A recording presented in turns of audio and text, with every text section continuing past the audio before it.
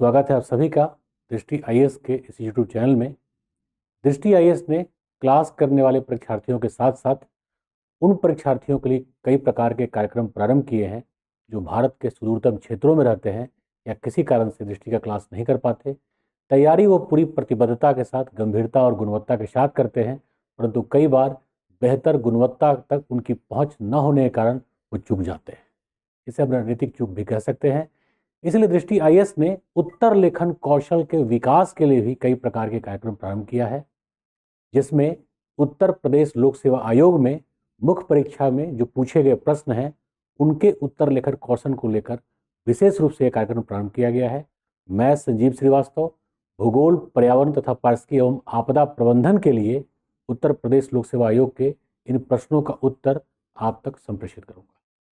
इस संदर्भ में 2021 में पूछे गए समान अध्ययन के प्रश्नों का उत्तर आप तक ऑलरेडी संप्रेषित किया जा चुका है, पहले ही मिल चुका है आपको। हम लोग 2020 के प्रश्नों का आप देख रहे हैं, यानी इस 2020 के मुख्य परीक्षा के समान अध्ययन के प्रश्नों को आप तक संप्रेषित कर रहे हैं। इसका पहले प्रश्न का उत्तर तो आपको मिल चुका है। आज हम दूसरे प्रश्न को देखेंगे। दूसरा प्रश्न बड़ा ही बेहतर है, तो पहले प्रश्न देखते हैं। प्रश्न है, स्मार्ट सिटी मिशन क्या है? स्मार्ट सिटी मिशन क्या है? पहला पार्ट है प्रश्न का स्मार्ट सिटी मिशन क्या है, और दूसरा पार्ट है पूर्वी उत्तर प्रदेश। पूर्वी उत्तर प्रदेश में इस योजना हेतु चुने गए नगरों, हालांकि 2 ही नगर हैं, नगरों की प्रमुख विशेषताओं की विवेचना कीजिए। देखिए, नगर में जो पहले में, जैसे इसके पहले भी जो उत्तर और उसका विश्लेषण आपने सुना होगा, मेरा प्रयास होता है पहले टॉपिक की एक समझ आप तक पहुंचा दूं या संप्रेषित कर दूं। टॉपिक की समझ के पश्चात डिमांड ऑफ द क्वेश्चन, अर्थात प्रश्न की एग्जैक्टली मांग क्या है, प्रश्न के मांग के अनुरूप कौन से तथ्य, मॉडल, डायग्राम या किस प्रकार के तथ्य और उसके अवधारणा से उसको अंतर संबंधित करके जोड़ करके एक बेहतर प्रस्तुतिकरण अर्थात प्रेजेंटेशन के माध्यम से आप लिखेंगे, यह समझाना मेरा काम होता है। तो सबसे पहले इस प्रश्न को हम 2 पार्ट में बांट कर देखेंगे। 125 शब्द का है, तो बहुत कॉम्पैक्ट आंसर लिखना होगा। इसमें पहला है, स्मार्ट सिटी मिशन क्या है?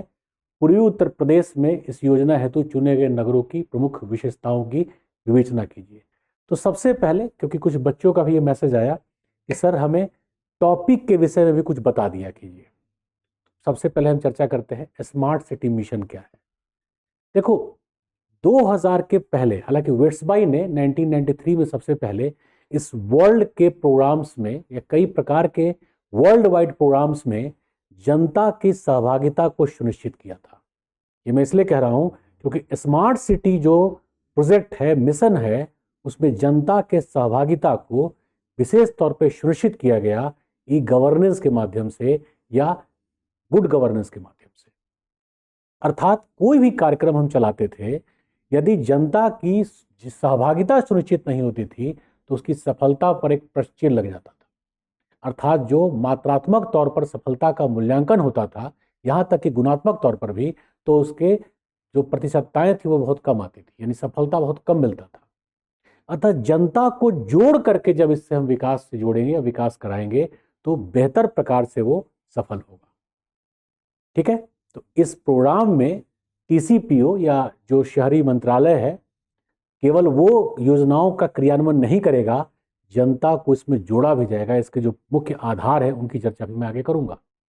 तो सबसे पहले आप लोगों का एक मांग था, सुझाव था, सर टॉपिक को समझा दीजिए। देखो, स्मार्ट सिटी जो मिशन है, जैसे सबसे पहले मैं अंडरस्टैंडिंग ऑफ द टॉपिक पे चलता हूं।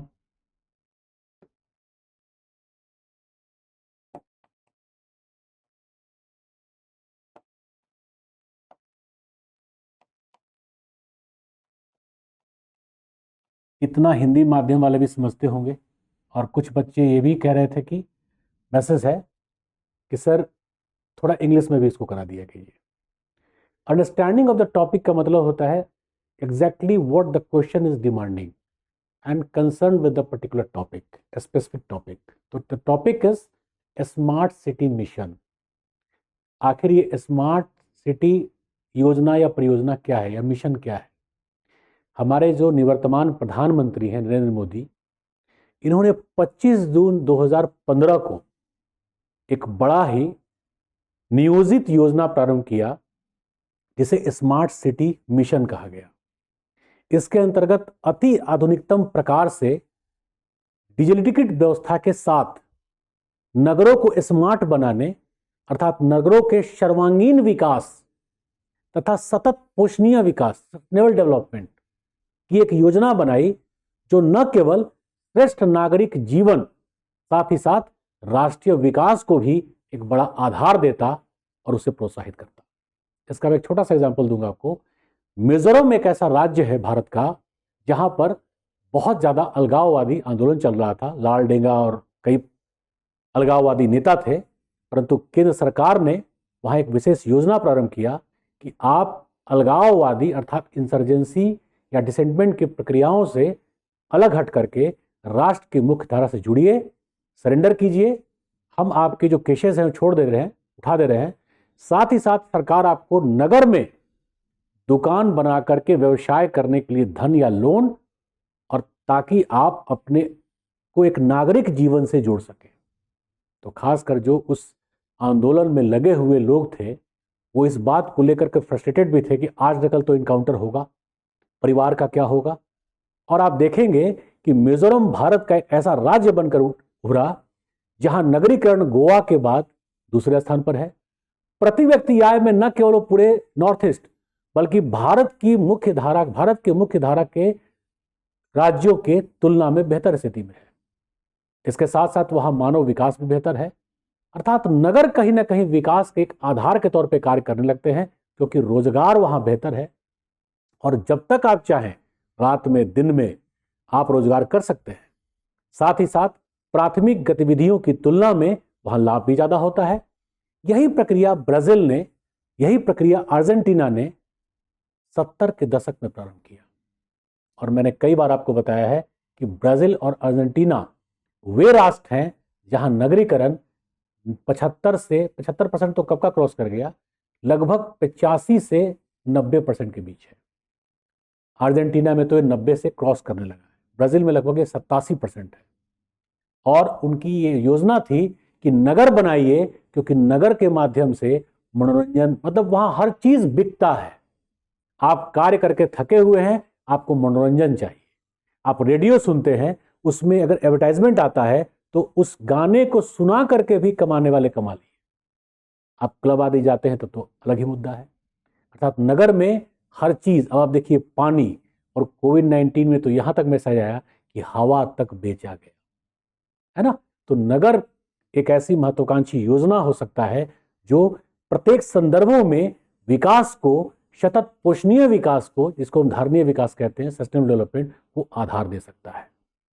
तो एक तो स्मार्ट सिटी मिशन क्या था, लेकिन इसके लिए कई पॉइंट्स हैं, उस पर भी आते हैं। तो अंडरस्टैंडिंग ऑफ द टॉपिक में सबसे पहले इसका हमें थीम जानना चाहिए। थीम का मतलब होता है बेसिकली ये अवधारणा है क्या, ये परसेप्शन क्या है। बैकग्राउंड से मैंने जोड़ के बता दिया, एक मिजोरम का मैंने उदाहरण दे लिया। हालांकि जीएस में आप इतना लिख नहीं पाएंगे, लेकिन समझ बेहतर हो तो प्रश्न यदि कुछ अन्य प्रक्रियाओं से, अन्य संदर्भों से जुड़कर भी आता है तो उसका उत्तर आप दे सकते हैं, है ना। तो थीम क्या है, थीम मैंने यहां डिस्कस कर दिया। स्मार्ट सिटी मिशन क्या है? भारत में इस मिशन के अंतर्गत कुल 100 नगरों को चयनित करने की व्यवस्था है, अर्थात 100 नगरों को स्मार्ट बनाया जाएगा। क्लियर हो गया? जिसमें प्रत्येक नगर को 100 करोड़, प्रत्येक नगर को 100 करोड़ रुपए की वित्तीय सहायता दी जाएगी। ये बहुत बड़ी बात है। कौन देगा? केंद्र सरकार, शहरी मंत्रालय चयन के पश्चात 100 करोड़ रुपया देगा कि आप अपने सिटी को, शहर को, मतलब टाउन को स्मार्ट सिटी कैसे बनाएंगे। लेकिन ये ऐसा ही चयन नहीं होगा, उसके कुछ आधार भी हैं। तो यहां पर आधार क्या है? चयन का 2 आधार है। स्टेप 1, जिसको हम चरण 1 भी कहते हैं, स्टेज 1। इसमें कोई भी नगर जैसे प्रतिवेदन करता है, राज्यों के द्वारा ही जाता है, तो वहां पर दो चीजों का मूल्यांकन होता है। पहला होता है वहां पर संसाधन कितना है, और संसाधन के बेस पर सुविधाएं कैसी हैं। जैसे सड़क है तो कितना चौड़ा है, कितनी डेंसिटी है उसकी, गलियां हैं तो कैसी हैं, साथ ही साथ उपलब्ध जनसंख्या। पता चला सड़कें बहुत ज़्यादा हैं लेकिन जनसंख्या का घनत्व तो बहुत उससे भी ज़्यादा है, तो हमेशा जाम की समस्या होगी। दिल्ली में आप इस चीज़ को देखते हो, लखनऊ में, बनारस में इस चीज़ को आप देखते हो।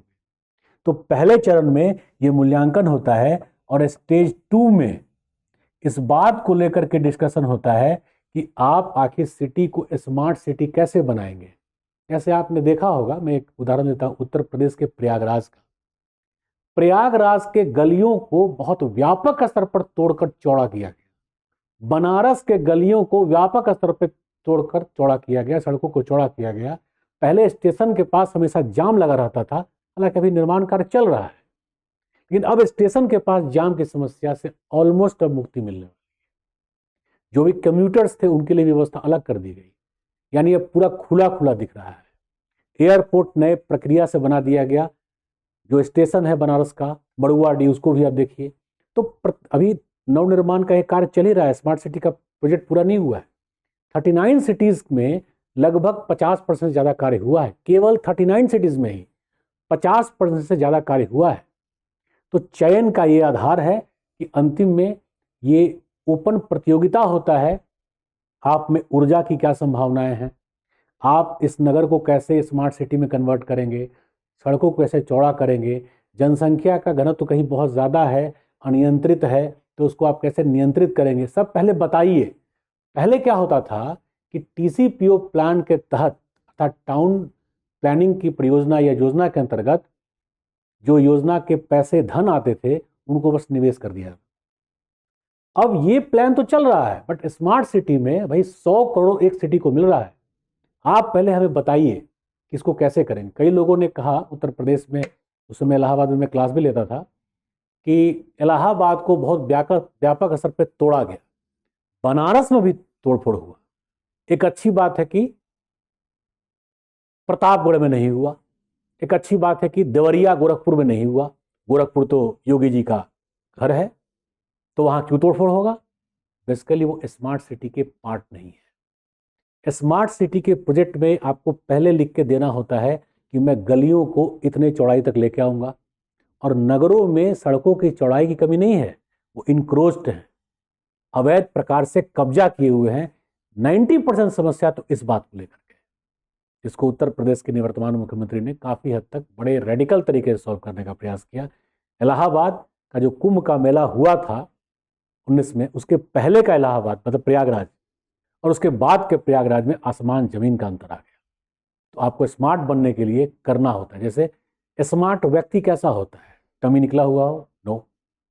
स्मार्ट व्यक्ति का मतलब सबसे पहले वो देखने में स्मार्ट हो, यानी कमर पतला हो, पतली कमर ना हो लेकिन स्लिम के प्रकार का जरूर हो। 5-10 किलो का बोरे को टांग करके कोई ना चल रहा हो, थुलथुला बॉडी ना हो, दिखने में व्यक्ति स्मार्ट लगे, हाथ पैर से लेकर के चेहरे तक से ऊर्जा दिख रहा हो, अर्थात व्यक्ति, लड़का हो या लड़की, युवा युवती जो भी हो, ऊर्जावान दिखे, और चोंच खोलने पर भी उल्टा सीधा न निकले, अर्थात जब आप कुछ बोलते हैं तो शारगर्भित लगे, बेहतर लगे, अर्थात एक बेहतर वक्ता की तरफ भी आप दिखे।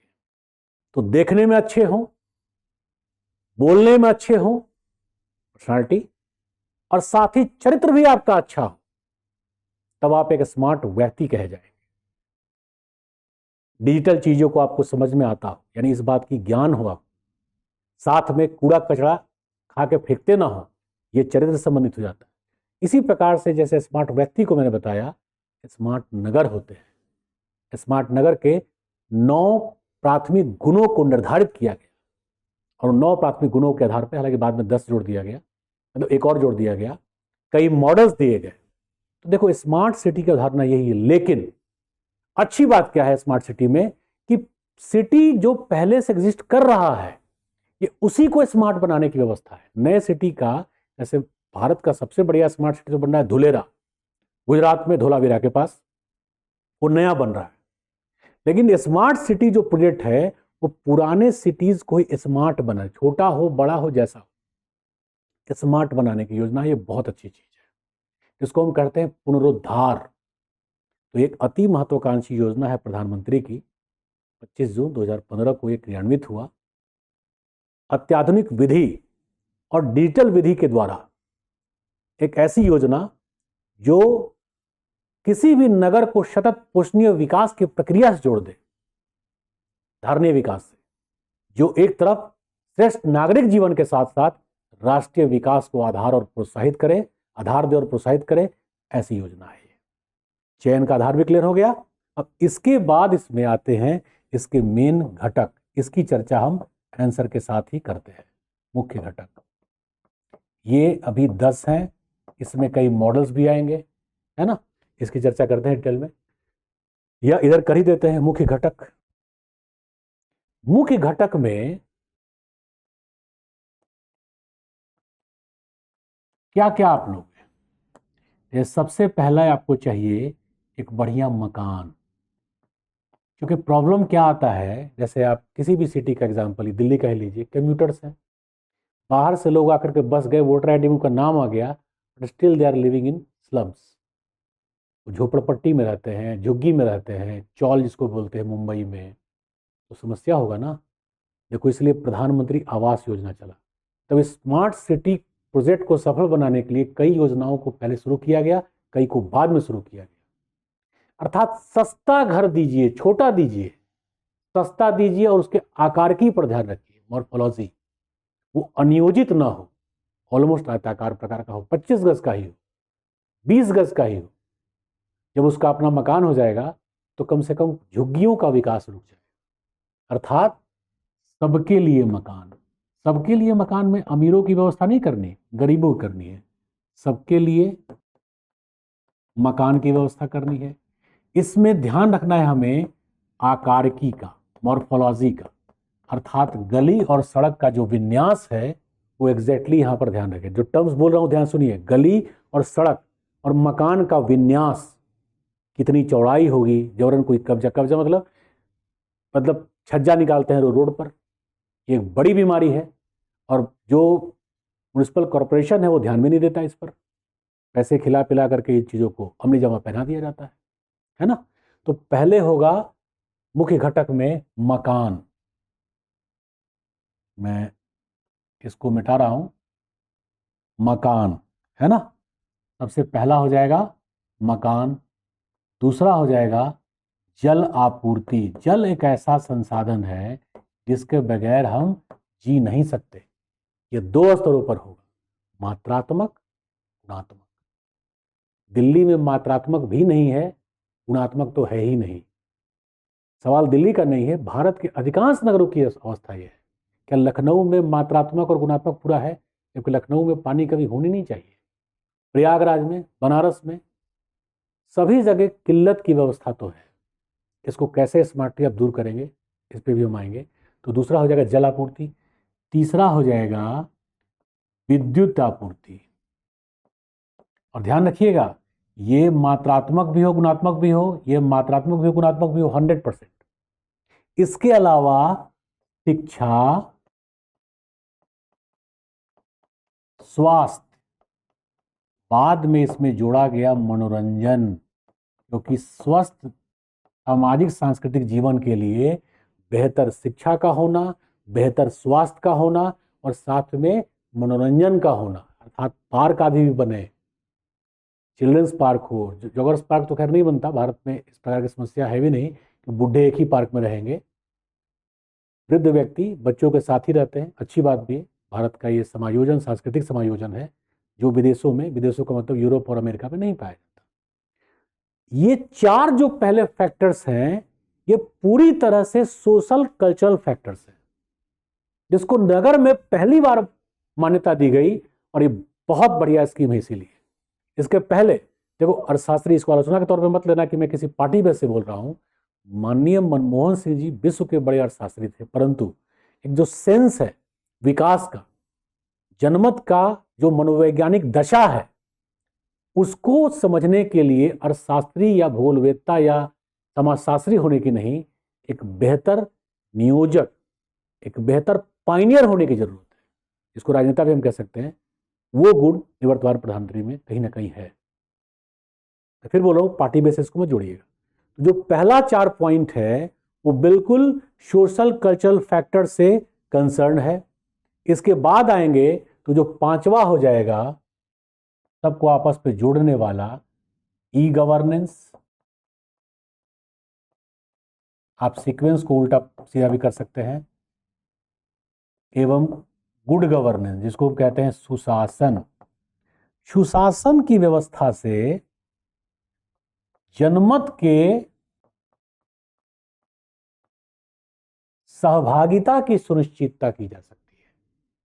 जनता के सहभागिता की सुनिश्चितता की जा सकती है। इसके बाद आप क्या लोगे? मैं यहां से 4 के बाद इधर आ गया, 5, 6 हो जाएगा डिजिटलीकरण।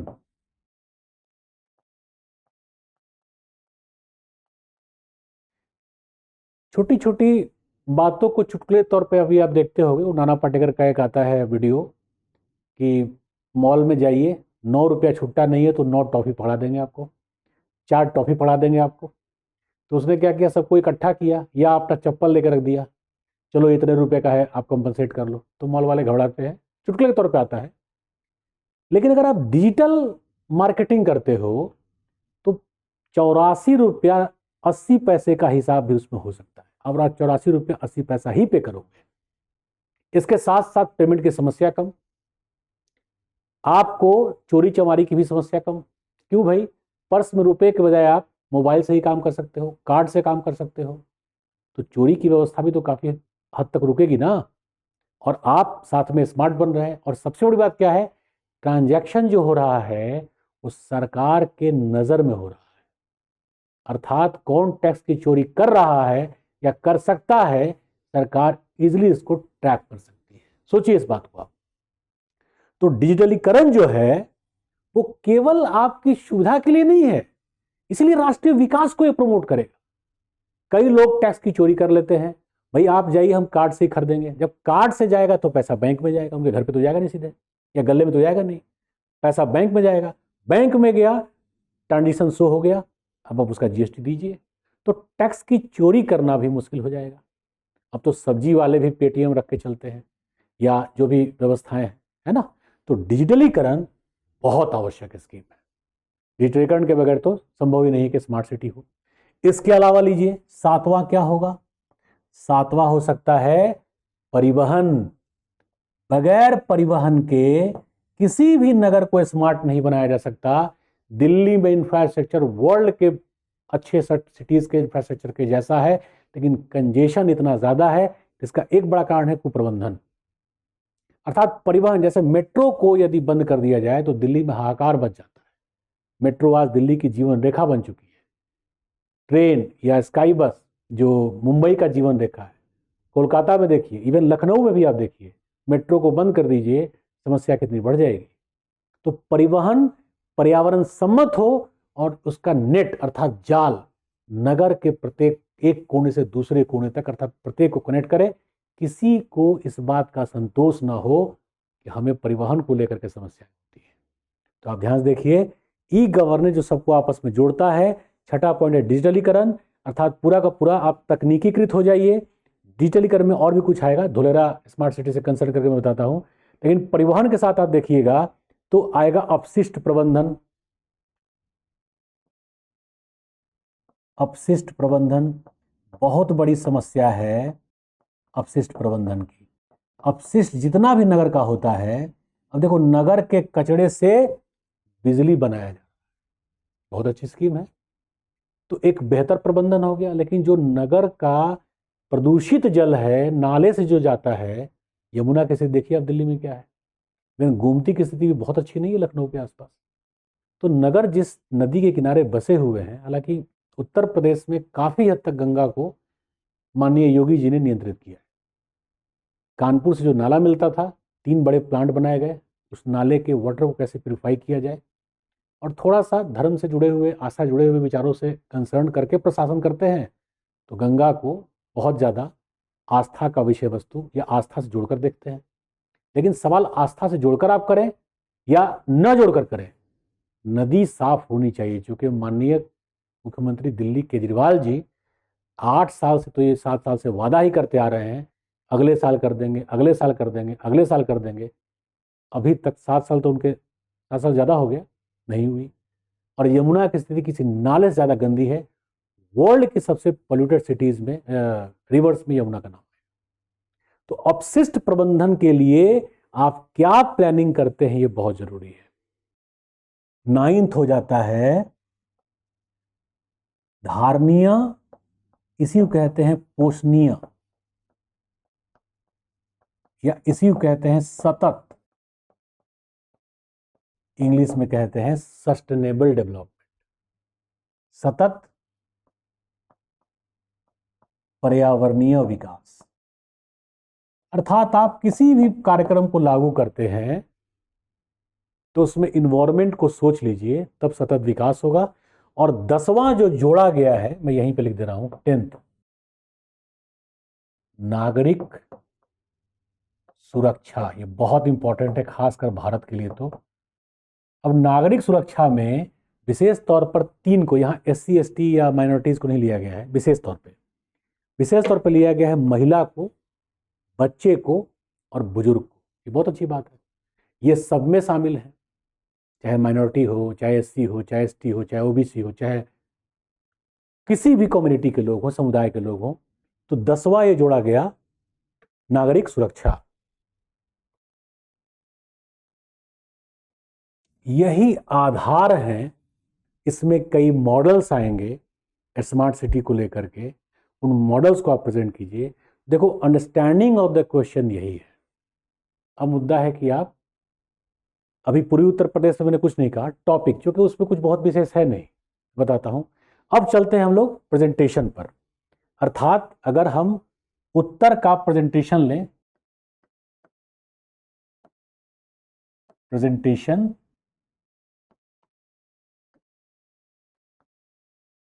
ऑफ द क्वेश्चन या क्वेश्चन आंसर, तो सबसे पहले इसमें हम इंट्रोडक्शन देंगे, इसमें परिचय जरूर देना होगा। और यहां पर जो परिचय होगा वो 25 शब्द का हो सकता है, 20 से 25 शब्द का। और जैसा कि मैं हमेशा करता हूं, एक मॉडल आप यहीं पर दे देंगे जो स्मार्ट सिटीज को बताता हो। एक मॉडल यहां पे हम दे देंगे जो स्मार्ट सिटी को बताता हो। क्लियर हो रहा है? इसके बाद प्रश्न का जो पहला पार्ट है, दूसरा में first part of the question, Q मतलब हुआ question, first part of the question.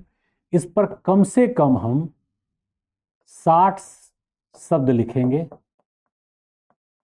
Again कुछ मॉडल आदि दे सकते हैं तो देंगे। 60 शब्द में जो ये घटक हैं, इन्हीं को हम विश्लेषित करेंगे।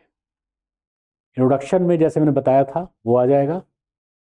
इसमें चयन का आधार आदि हम चर्चा में नहीं लाएंगे, मुख्य घटकों की ही चर्चा करेंगे। और दूसरा पार्ट है उत्तर प्रदेश, तो यहां पर मेंशन करना होगा इसी में,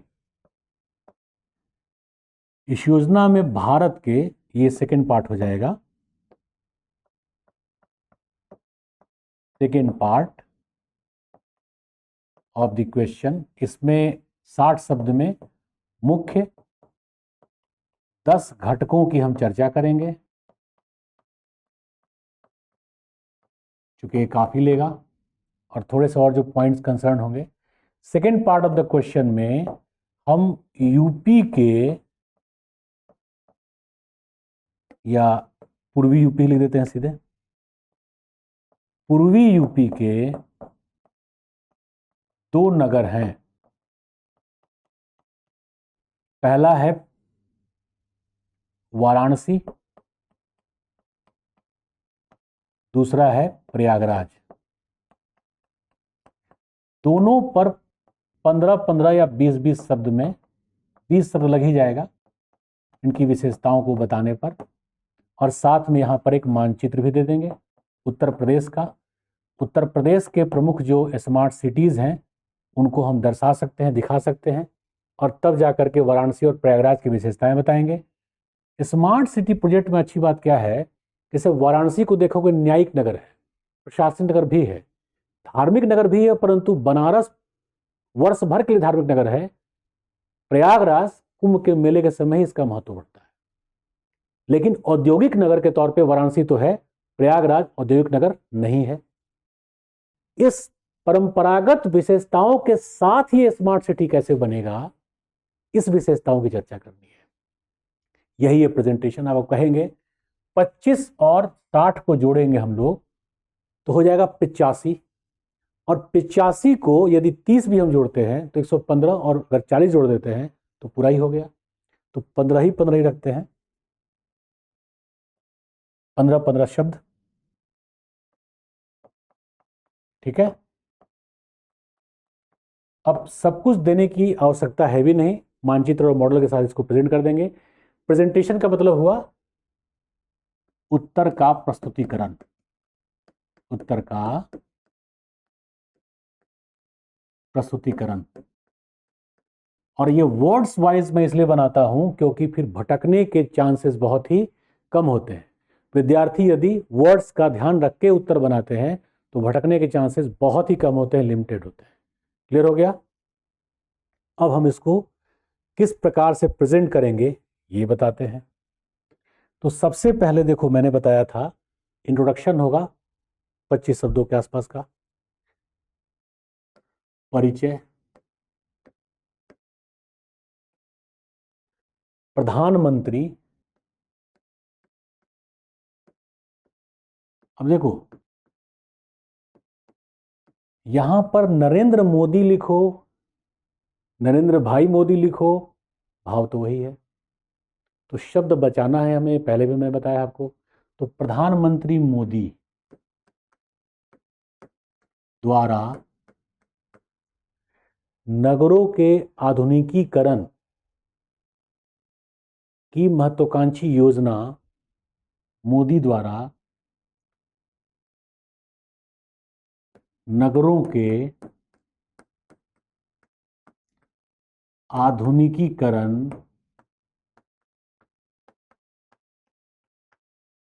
एवं पुनर्निर्माण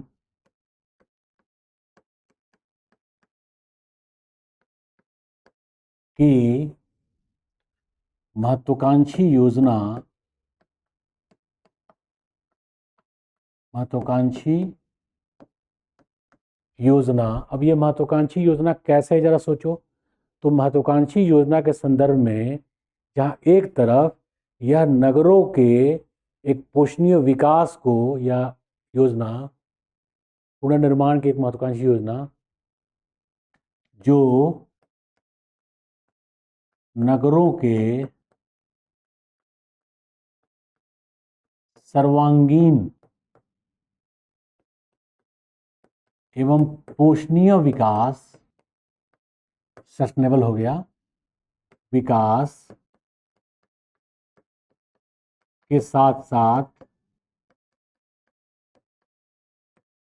श्रेष्ठ नागरिक जीवन, श्रेष्ठ नागरिक जीवन, इसको हम कहते हैं ना बेहतर जीवन, श्रेष्ठ जीवन, उसकी कल्पना यहाँ की गई। तो नगरों के सर्वांगीण एवं पोषणीय विकास के साथ साथ श्रेष्ठ नागरिक जीवन एवं राष्ट्रीय विकास, राष्ट्रीय विकास को भी प्रोत्साहित करेगा, को भी प्रोत्साहित करेगा। तो परिचय क्या है, प्रधानमंत्री मोदी द्वारा। अब यहाँ पे आपको पहले दे देना चाहिए, हालांकि प्रश्न है तो कोई दिक्कत नहीं है। स्मार्ट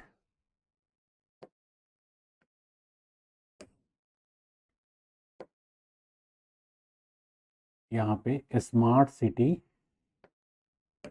मिशन है ना, स्मार्ट पूरा ही लिख देते हैं,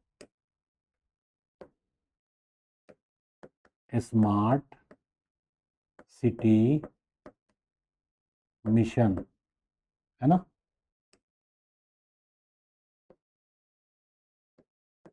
स्मार्ट सिटी मिशन, इसी के विषय में लिख रहे हैं हम लोग। और ये था परिचय, है ना। स्मार्ट सिटी मिशन प्रधानमंत्री योजना मोदी द्वारा नगरों के आधुनिकीकरण एवं पुनर्निर्माण की महत्वाकांक्षी योजना, जो नगरों के सर्वांगीण एवं पोषणीय विकास, देखो यहाँ पे कई टर्म दिए मैंने। सर्वांगीण मतलब सभी पक्षों का विकास, धारणीय मतलब पर्यावरण संबंध भी होगा, सस्टेनेबल होगा, जो श्रेष्ठ नागरिक जीवन अर्थात संतुष्टि के लेवल पे भी होगा, और राष्ट्रीय विकास को भी प्रोत्साहित करेगा।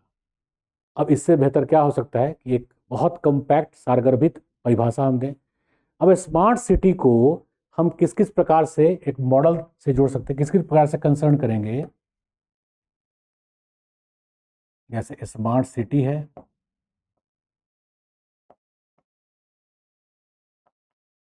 स्मार्ट सिटी में सबसे पहले होगा smart infrastructure.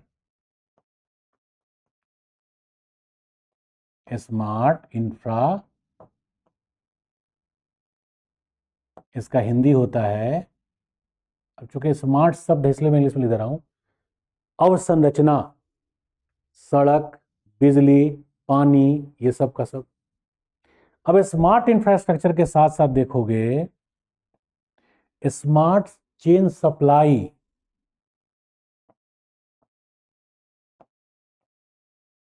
Smart supply chain.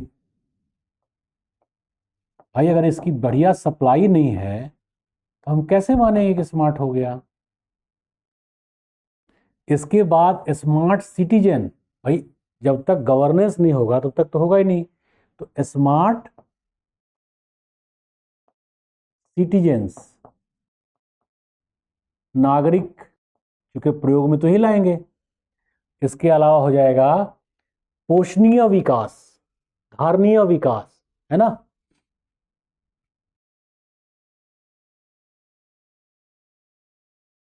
Sustainable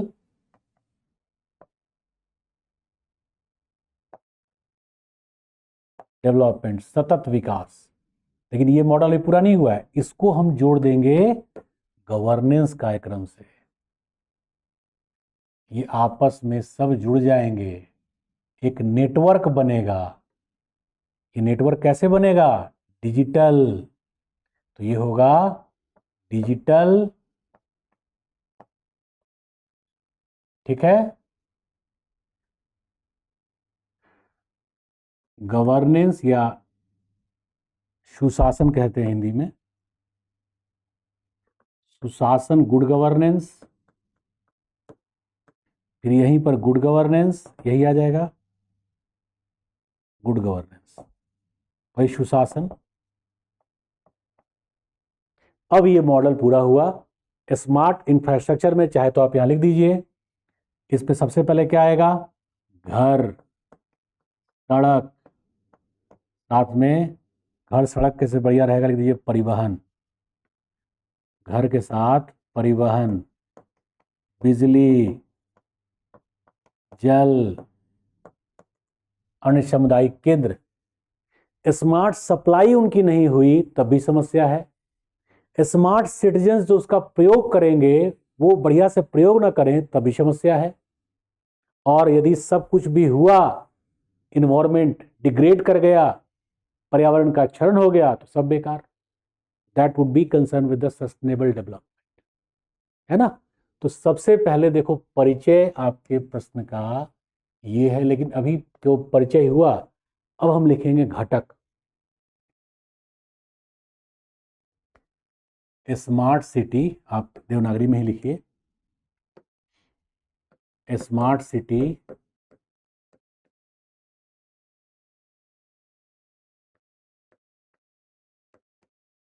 mission के अंतर्गत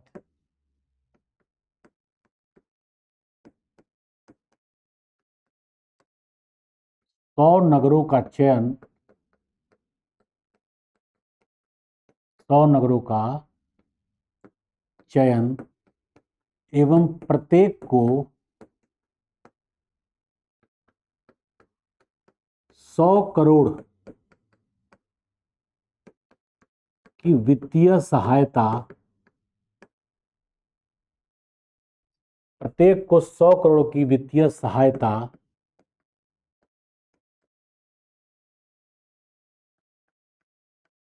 की योजना।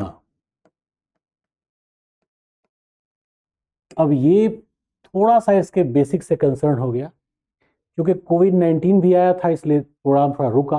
अब थोड़ा यहीं पर हम दे देंगे कि अभी तक का स्थिति क्या है। 2000 देखो 2021 के बाद डेटा अभी नहीं आया है, आप नेट पे सर्च कर लीजिएगा, लेटेस्ट डेटा ही आपको दे रहे हैं। 2021 तक 39 नगरों में 50% से अधिक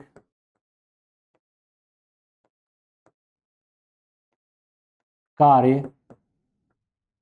पूरा हो चुका है। 50% से अधिक कार्य पूरा हो चुका है। इसी में आप दे दीजिए धुलेरा भारत का, हालांकि वो नया शहर है, अत्याधुनिक सबसे बड़ा स्मार्ट सिटी है। क्लियर हो रहा है? धुलेरा, ये गुजरात में धोलावीरा के पास है, भारत का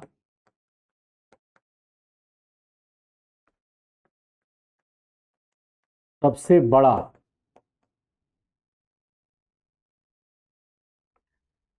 स्मार्ट सिटी है। अब यहां तक की सूचना के बाद, क्योंकि शब्द हमें बचाना भी है और तुरंत शिफ्ट करना है, हमें चलना है आधार पर। स्मार्ट सिटी, स्मार्ट सिटी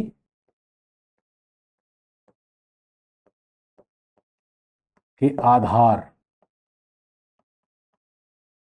अब ये वही 9 पॉइंट्स होंगे जो आपको मेंशन करना है ना। आप चाहें तो इसको मॉडल के माध्यम से भी दे सकते हैं। मॉडल जैसे पिछले पेज में मिला था ना, ये 4 से है, आप यहाँ पे 9 को इकट्ठा दे दीजिए, तो मॉडल के शब्द एग्जैक्टली काउंट नहीं किए जाते, तो वहाँ पे आपको एज मिल जाएगा, तब लाभ मिलेगा और वो आई कैचिंग भी होगा। तो ये मॉडल कैसे बनेगा मैं बताता हूँ। यहाँ पे स्मार्ट सिटी के आधार के लिए एक मॉडल दे दीजिए, जो मैं अगले पेज पर बढ़िया से बनाता हूँ। स्मार्ट सिटी के आधार ऐसे लिख देंगे आप। अब नंबरिंग से आप चाहें तो 9 कर दें, कोई दिक्कत नहीं होगा। जैसे जो पहला है घर या आवास, अब इसी में आप चाहे तो लिख दें गरीबों के लिए सस्ते दर पर, गरीबों के लिए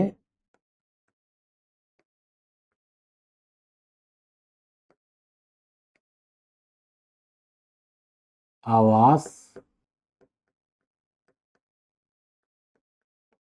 गरीबों के लिए, या गरीबों हेतु कर देते हैं कि शब्द में आ जाएगा, गरीबों हेतु सस्ते दर पर। ये हो गया आवास। जब तक आप आवास नहीं देंगे, आकार की नगर का बढ़िया होगा ही नहीं। इसके बाद आपको देना होगा जल आपूर्ति, जल आपूर्ति। ये यहां पे चाहे तो मेंशन कर दें, मात्रात्मक प्लस गुणात्मक, दोनों 100% होना चाहिए। मात्रात्मक एवं गुणात्मक दोनों 100%, यानी गंदा जल का सप्लाई कहीं से भी लॉजिकल नहीं होगा। तीसरा हो जाएगा विद्युत आपूर्ति। अब देखो विद्युत में दो आधार पर कार्य होगा। पहले विद्युत की सप्लाई तो करनी है, साथ ही सस्टेनेबल एनर्जी रिसोर्सेज को सृजित करना है। जैसे इंदौर सबसे पहला वो नगर है भारत का जिसने सार्वजनिक उपक्रम में विद्युत को, जो बाहर में यूज होते थे ऑफिसेज में नहीं, उसको 100% सोलर प्लांट से कंसर्न कर दिया। रेड लाइट पे, स्ट्रीट लाइट जो जलते थे उन सब को पूरी तरह से सोलर प्लांट से वो कंसर्न कर दिया। तो यहाँ पर विद्युत आपूर्ति और साथ में सतत पोषणीय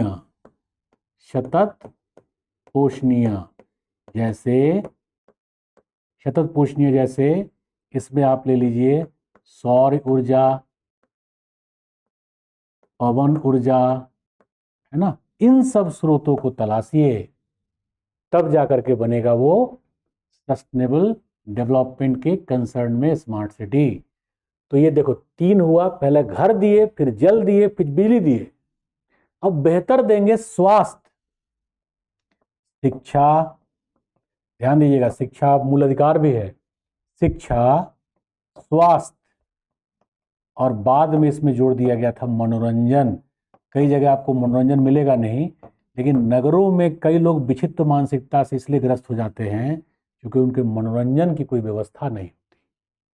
तो बेहतर शिक्षा की व्यवस्था, बेहतर स्वास्थ्य। अब जैसे स्वास्थ्य की आप चर्चा करते हो, न्यूट्रिशन का प्लान करना पड़ेगा कि भाई प्रत्येक व्यक्ति कम से कम माल न्यूट्रिशन से ग्रस्त ना हो, है ना।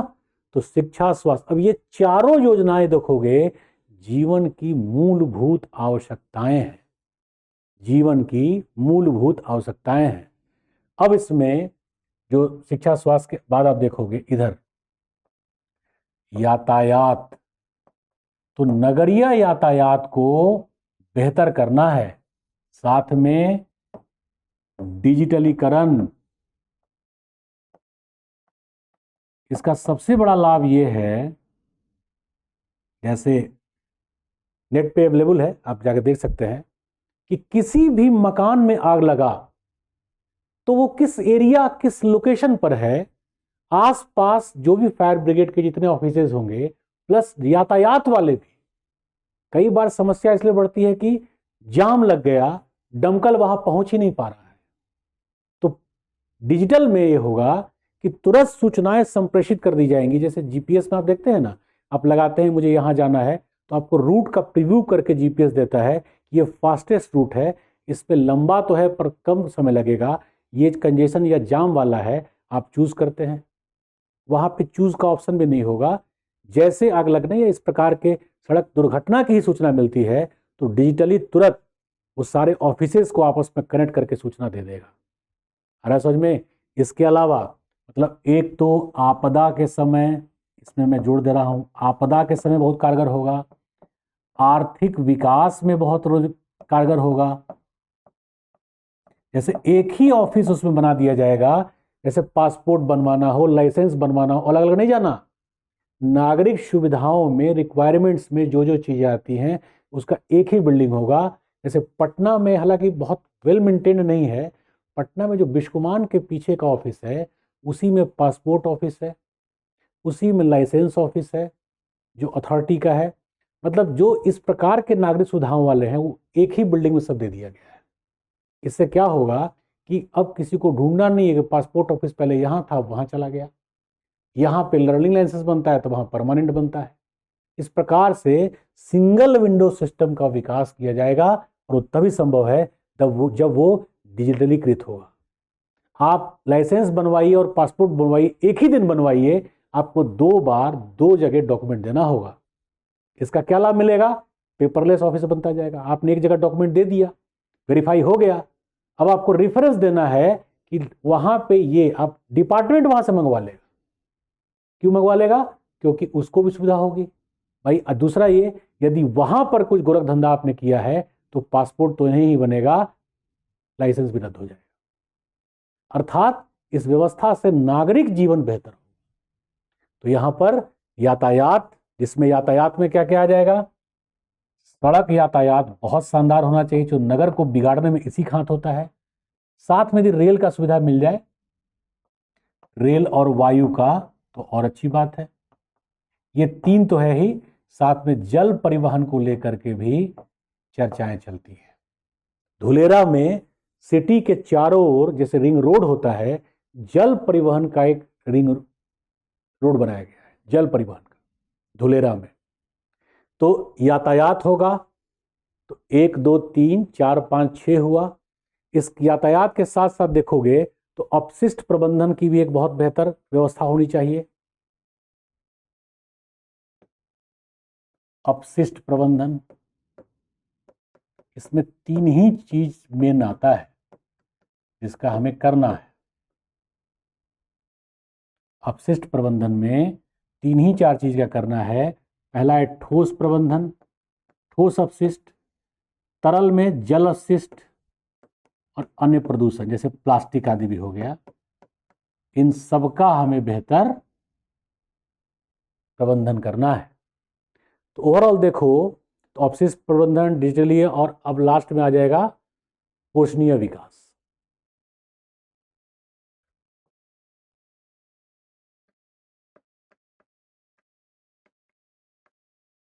पोषणीय विकास, पर्यावरण संरक्षण। क्लियर हो रहा है? अब इन सबको आपस में देखो, ये है पहला, ये है दूसरा, ये है तीसरा, ये है चौथा, ये है पांचवा,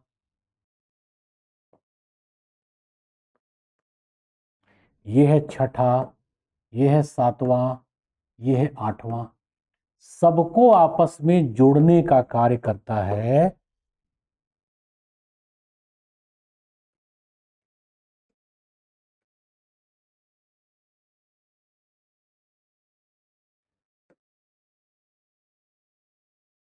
सुशासन।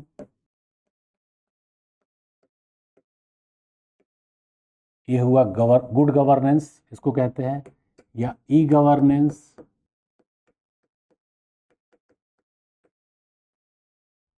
सुशासन, ये ऐसे गोल आ जाएगा, मॉडल ऐसी बनता है। सुशासन, ई गवर्नेंस, इन सब ने इन सबको आपस में जोड़ दिया है। सुशासन मतलब सुशासन, गुड गवर्नेंस हुआ,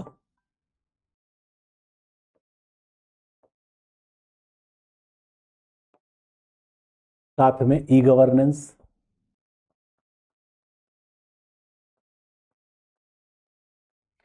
किसान हालांकि गांव से कंसर्न, लेकिन नगर में जरूरी नहीं कि प्राथमिक कार्यों में लिप्त व्यक्ति न रहे।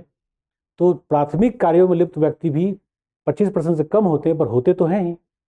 तो किसी के लिए भी बेहतर उत्पाद के बिक्री के लिए ये सब आवश्यक चीजें हो रहती हैं। अब इसमें एक चीज और ध्यान रखना है आपको, विशेष तौर पे जो बाद में जोड़ा गया था, नागरिक सुरक्षा। नगर से ही जुड़ते हैं नागरिक, नागरिक सुरक्षा, जिसमें विशेष तौर पर महिला, बच्चे और बुजुर्ग, ये तीनों को जोड़ा गया। अब पॉइंट देने की जरूरत नहीं है यहाँ पे, या नीचे लिख दीजिएगा, उपयुक्त के अलावा नागरिक सुरक्षा को भी बहुत महत्वपूर्ण माना गया है। यही 9 घटक है, ये 9वां घटक हो जाता है। 10वां घटक में नागरिक सुरक्षा आता है। तो चूंकि वर्ड्स का लिमिट था, ये 200 शब्द का होता तो इसी को मैं विश्लेषित कर देता। आप विश्लेषण की प्रक्रिया समझ चुके हैं, थोड़ा उत्तर हालांकि डिटेल में जा रहा है, परंतु कुछ बच्चों की ऐसी मांग भी थी कि सर थोड़ा सा डिटेल करके बढ़िया समझा दिया कीजिए। अब यहां इसके बाद हम चलेंगे उत्तर के दूसरे पक्ष पर, क्योंकि उत्तर प्रदेश में कुल 11 सिटीज हैं। यानी अब चलते हैं दूसरे पक्ष पर, तो लिखेंगे आप भारत के 100 स्मार्ट सिटी में सर्वाधिक 12 तमिलनाडु में,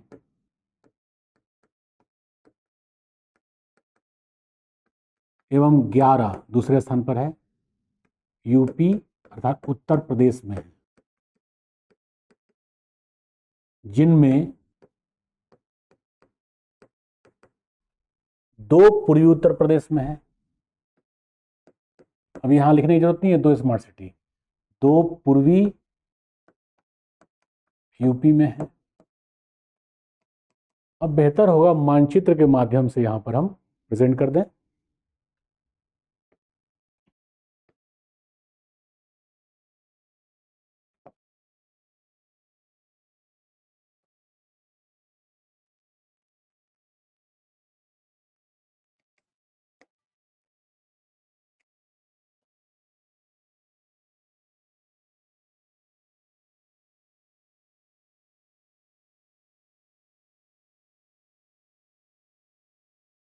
ये यूपी का एक मैप हो गया।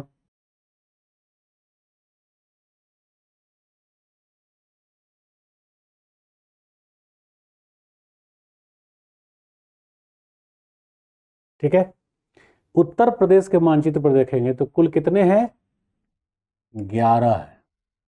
तो एक कलर ले लेते हैं हम पूर्वी उत्तर प्रदेश के, जिसको हमें बताना है।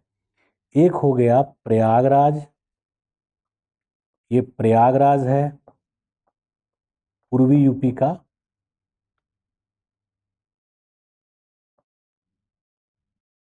प्रयागराज, और यहां पर है वाराणसी। पूर्वी उत्तर प्रदेश के यही 2 नगर हैं। इसके अलावा हम यदि नगरों में चलें तो पहला हो जाएगा आगरा। आगरा, ये कलर मैं चेंज कर दे रहा हूं क्योंकि पश्चिमी और पूर्वी में अंतर यहां क्लियर हो जाएगा। पहला हो जाएगा आगरा, दूसरा हो जाएगा अलीगढ़,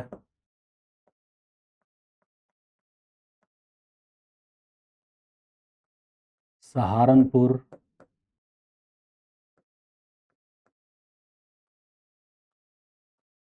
मुरादाबाद,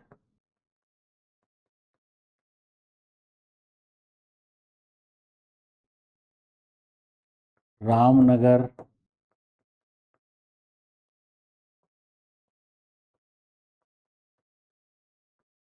बरेली,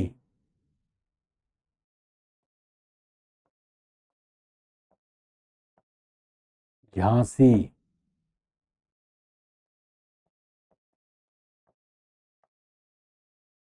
इसके अलावा जो केंद्रीय है लखनऊ,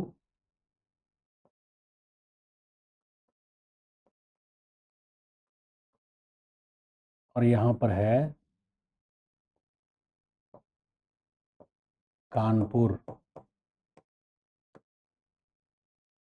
तो 1 2 3 4 5 6 7 8 9, 9 और 2 11, यही 11 नगर हैं जिनको स्मार्ट सिटी के तौर पे दिया गया है।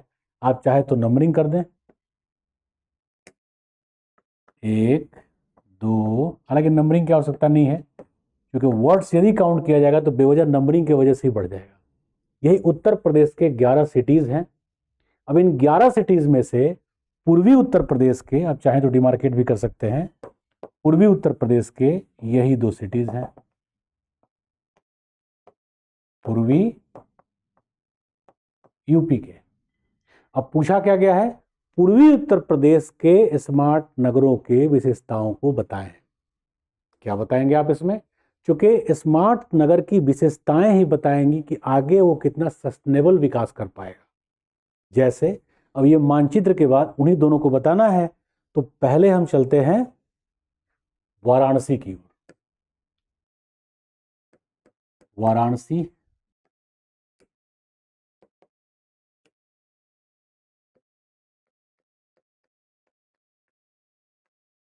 अब देखो वाराणसी की विशेषताओं में क्या क्या है।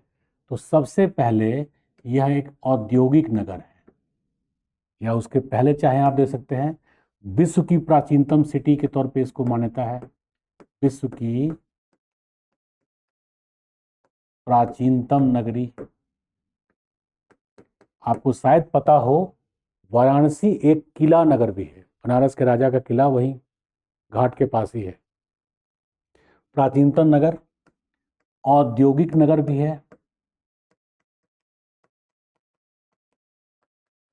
इसमें क्या क्या स्पेशल है? औद्योगिक नगर में डीजल इंजन,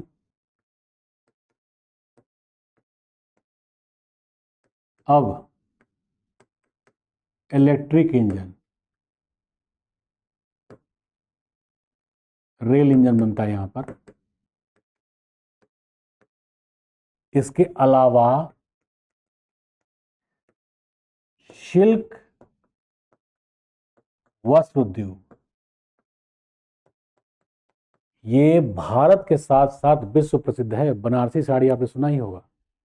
सिल्क वस्त्र उद्योग में पूरे उत्तर प्रदेश में एक लखनऊ का चिकनकारी और वाराणसी का सिल्क उद्योग फेमस है। शिल्क उद्योग, उसके अलावा खाद्य प्रसंस्करण, खाद्य प्रसंस्करण। इसके अलावा आप देखिएगा, औद्योगिक नगर के बाद हम देखें तो ये एक शिक्षा नगर भी है। हालांकि शिक्षा नगर बहुत बड़ा नहीं है, परंतु उत्तर प्रदेश के दोनों शिक्षा नगर पहले पूर्वी उत्तर प्रदेश में ही थे। जैसे बीएचयू की वजह से, बनारस हिंदू यूनिवर्सिटी की वजह से बहुत बड़ा केंद्र है ये। इसके अलावा यह धार्मिक सह पर्यटन नगर है।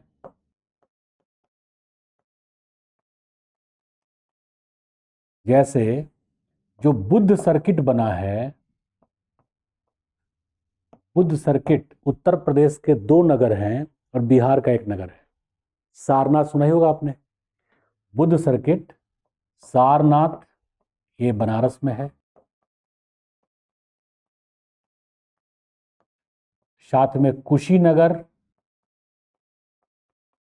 ये दोनों यूपी में हो गए। और तीसरा हो जाता है बिहार का बोध गया, ये अंतर्राष्ट्रीय बौद्ध सर्किट है। इसके अलावा बाबा विश्वनाथ का मंदिर, तो खैर आंकड़ा है प्रतिदिन न्यूनतम 1 लाख लोग, अर्थात जहां पहले सकरी गलियां थी 5-5 हजार लोग नहीं जा पाते थे, अभी न्यूनतम 1 लाख है। और ये बढ़ करके कई बार सावन आने वाला है। सरकार को उम्मीद है कि 10 से 15 लाख प्रतिदिन वहां पे श्रद्धालु जाएंगे। और श्रद्धालु जाएंगे तो खाना पीना तमाम बिजनेस सब होगा।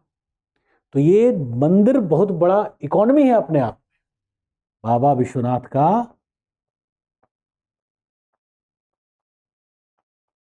मंदिर। अब गंगा आरती और सब है इसमें, अलावा अन्य, क्योंकि बाकी जैसे सारनाथ मैंने मेंशन कर ही दिया है। क्लियर हो गया? जो बनारस पहले गलियों के लिए फेमस था, उस बनारस को, चूंकि लिखना नहीं है, हमारे निवर्तमान प्रधानमंत्री का चुनाव क्षेत्र भी है ये। और ये बड़ी विशेषताओं में इसलिए है क्योंकि पूरा का पूरा बनारस का जो कायाकल्प हुआ, कहीं ना कहीं उसके कारण से भी हुआ कि वो प्रधानमंत्री का चुनाव क्षेत्र है। तो मूल विशेषताएं उसकी यही है, धार्मिक सह पर्यटन नगर, या इसी को आप सह सांस्कृतिक नगर भी कह सकते हैं। सह सांस्कृतिक नगर। और बनारस की पहचान कल्चरल सिटी के तौर पे वर्ल्ड में है। तो ओवरऑल देखिए तो वाराणसी की ये विशेषताएं हो गई। अब यहाँ पे जाम हो काफ़ी हद तक तो कंट्रोल भी हुआ है। अच्छी बात क्या है परिवहन में, तो अब अंतर्राष्ट्रीय वायुयान है यहाँ पर। परिवहन में क्या क्या है?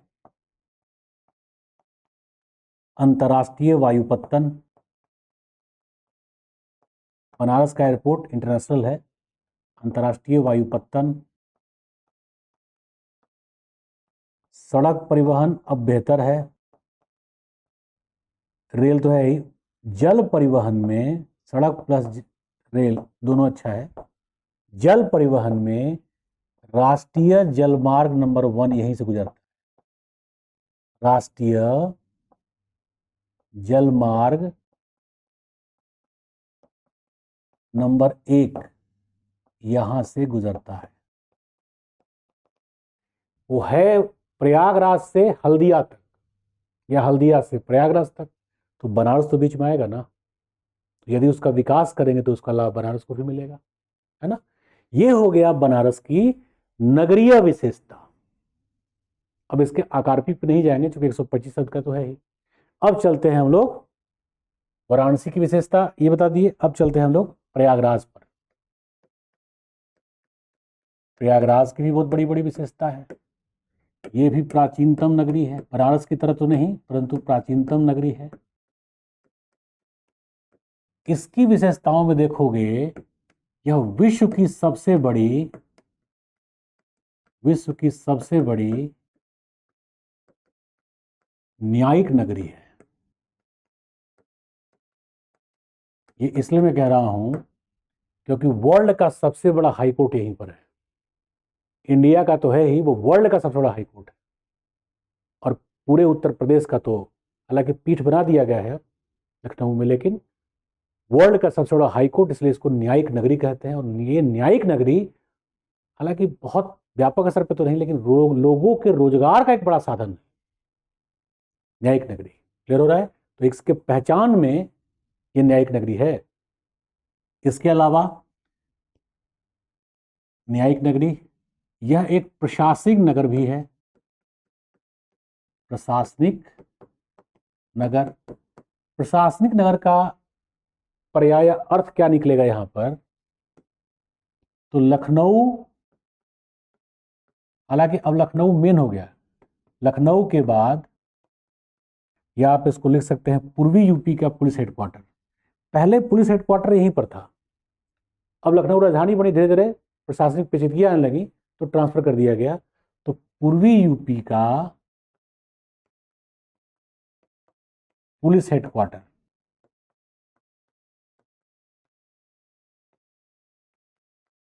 इसके अलावा मिलिट्री के 7 जोन में से एक ये भी है। मिलिट्री मतलब स्थल सेना के 7 जोन में एक प्रयागराज भी है। इसके अलावा यूपी के महालेखाकार परीक्षक, जो पेंशन विभाग है उसका हेडक्वार्टर अभी भी प्रयागराज ही है। माध्यमिक शिक्षा बोर्ड, माध्यमिक शिक्षा बोर्ड ये अभी भी प्रयागराज में ही है। और सबसे बड़ी बात क्या है कि बहुत बड़ा ये शैक्षणिक नगर है। इसे पूर्व का कैम्ब्रिज भी कहा जाता है, सुना ही होगा आपने, पूर्व का कैम्ब्रिज। और पूरे उत्तर प्रदेश में लोक सेवा आयोग की तैयारी करने वाले परीक्षार्थी अकेले 50% से ज्यादा प्रयागराज में ही है। आपको मेरठ रोड पे तो मिलेंगे ही नहीं, बनारस में बहुत कम मिलेंगे। रह कर तैयारी करने वाले, और रिजल्ट भी काफी आता था पहले। शैक्षणिक नगर है, पूर्व का कैम्ब्रिज इसको कहा जाता है। किसको? इलाहाबाद विश्वविद्यालय को।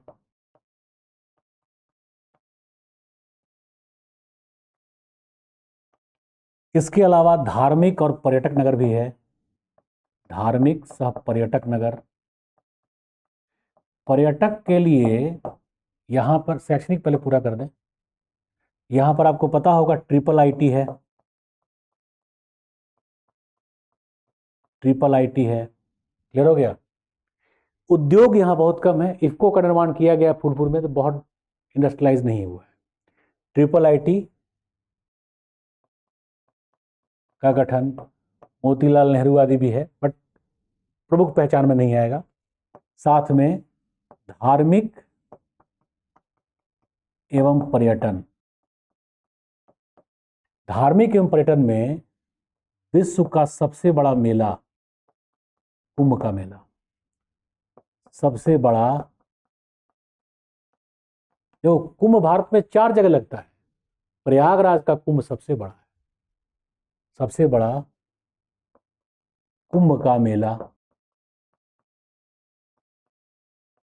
बल्कि जब से माननीय योगी आदित्यनाथ जी मुख्यमंत्री बने हैं, मेले का आकार 7 गुना हो गया है। संगम के पास यदि आप गए हैं तो एरिया तो भी बहुत बड़ा बचा हुआ है, लेकिन इस बार जो 19 में कुंभ का मेला आयोजित हुआ, उसमें 7 गुना बड़े आकार तक मेले का आयोजन किया गया और बड़े सफलता के साथ किया। देखो, विपक्ष का काम तो आलोचना करना है, परंतु किसी भी धर्म का, मैं तो जैन, बौद्ध, क्रिश्चियन सबका करो, इस्लाम, सांस्कृतिक धरोहर के तौर पर सांस्कृतिक रूप से उसका विकास हो, इससे अच्छी बात क्या होगी। और साथ वहाँ व्यवसाय भी होता है। कुंभ के मेले से यदि एट ए टाइम वहाँ पे 4 लाख 5 लाख लोग निवास कर रहे हैं, तो ओवरऑल आप देखेंगे कि कई प्रक्रियाओं में 4 से 5 लाख निवास लोग कर रहे हैं, तो खाना पीना प्लस घूमने वाले अलग होंगे, तो एक बिजनेस का हब भी तो बनता जाएगा। वो क्लियर हो रहा है। उद्योग का विकास यहाँ कम है। वैसे इफ्को फूलपुर एक जगह है, वहां पे इफ्को का फूलपुर में निर्माण किया गया है, लेकिन इलाहाबाद ओवरऑल एक वाणिज्यिक नगरी तो नहीं है। और जो सिविल लाइन है, खासकर प्रयागराज का, इलाहाबाद जिसको कह रहे हैं, नया नाम प्रयागराज है, सुंदरतम और काफ़ी सड़कें भी अब चौड़ी हो गई हैं, तो आधुनिक सिटी के तौर पे, स्मार्ट सिटी के तौर पे स्थापित है ये दोनों ही। तो ध्यान रखिएगा, पूर्वी उत्तर प्रदेश में 2 ही हैं, इसलिए मानचित्र बना करके पहले मैंने 11 जो स्मार्ट सिटीज़ हैं। अब इसमें ध्यान दीजिएगा, थोड़ा सा बाइसनेस जरूर है। जैसे जो उत्तरी तराई के क्षेत्र हैं, उनमें 4 सिटीज़ आते हैं। हालांकि आपको पता होगा, सहारनपुर में, अभी इस प्रश्न से संबंधित नहीं है, सहारनपुर में सेज का निर्माण किया गया है, स्पेशल इकोनॉमिक जोन का, आम के निर्यात के लिए, नीलम और अल्फांसो आम के निर्यात के लिए सहारनपुर में सेज का निर्माण किया गया है। मुरादाबाद में उत्तर प्रदेश पुलिस एकेडमी है, जहां डिप्टी एसपी की या दरोगा की ट्रेनिंग होती है। रामनगर भी एक शैक्षणिक केंद्र है, तराई का क्षेत्र है, नैनीताल से दक्षिण में रामनगर आता है। इसके अलावा बरेली, तो बरेली भी एक सांस्कृतिक नगर भी है, औद्योगिक नगर पूरी तरह से नहीं बन पाया है ना। तो ओवरऑल तराई के क्षेत्र में 4 है। मुझे लगता है कि बुंदेलखंड से एक आध नगर को और चयनित होना चाहिए था, जैसे जालौन हो सकता था, लेकिन चूंकि आसपास ही सब है, यहाँ पर हमीरपुर है या बांदा है, कुछ ऐसे नगरों का भी चयन होना चाहिए था। और कुछ नगर इधर से आते, देवरिया, गोरखपुर, महाराजगंज, इन क्षेत्रों से भी, या श्रावस्ती, इन क्षेत्रों से भी चुना जा सकता था। ये उत्तरी ही नहीं है, पश्चिमी भी है। और अगर हम डिवीजन करेंगे तो पूरा का पूरा पूर्वी उत्तर प्रदेश में केवल 2 सिटी आ रहे हैं।